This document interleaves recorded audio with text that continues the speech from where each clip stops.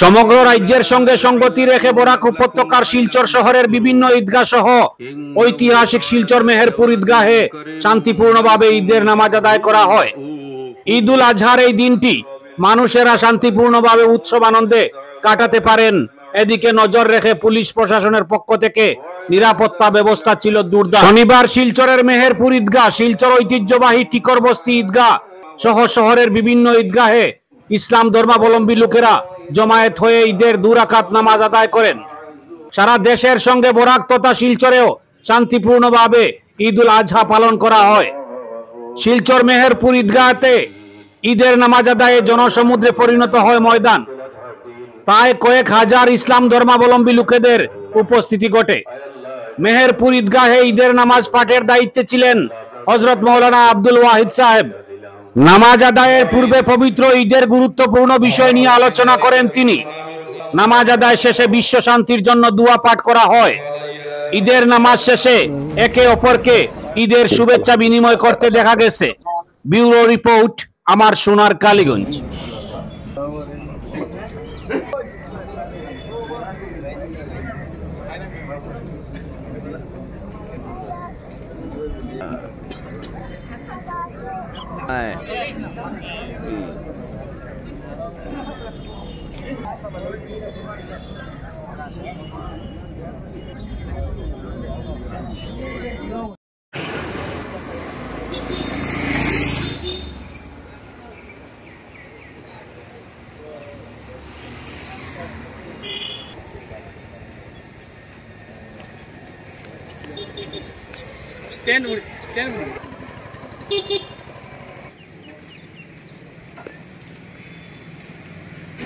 إله إلا الله وحده لا شريك له محمدا عبده ورسوله أفضل من شيد أركان البيت الحرام بالحج وعمر وأجل من عيد واعلموا أن يومكم هذا يوم شريف وعيد مبارك منيف شرفه الله وعظمه وفضله واعترمه فسبحانه من أوضح لنا السبيل وخص أمة محمد صلى الله عليه وسلم وفد هذا الطفل الصغير يا أرحم الراحمين فلما أسلم وتله للجبين ونادى الدين أمر النماذج لهم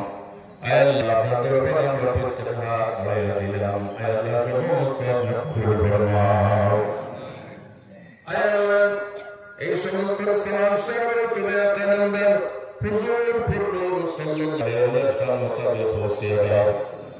আপনার হাবিবের যারা কবরবাসী হয়ে গেছেন তাদের আরওয়াতে বড় সাহাবায়ে কেরাম আলাইহিম আযম আসওয়াদ মুতাওয়ালে পৌঁছে দাও।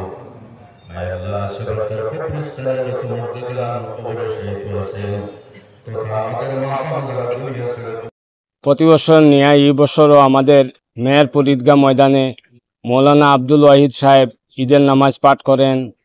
তো আমরা জাতি বর্ণ নির্বিশেষে সবাইকে ঈদ উল আজহার উপলক্ষে আন্তরিক প্রীতি ও শুভেচ্ছা জানাই এবং আমরাও দুঃখিত এই বছর বন্যায় আক্রান্ত বহু মানুষ ঈদের নামাজও আদায় করতে পারেন না। তার জন্য আমরা মেহেরপুর ঈদগাহ কমিটি অত্যন্ত দুঃখিত এবং পুলিশ প্রশাসন যেভাবে আমরা বা জেলা প্রশাসন যেভাবে আমরা সাহায্য সহযোগিতা করেছেন তাতে মেহেরপুর ঈদগাহ কমিটির পক্ষ থেকে আন্তরিক প্রীতি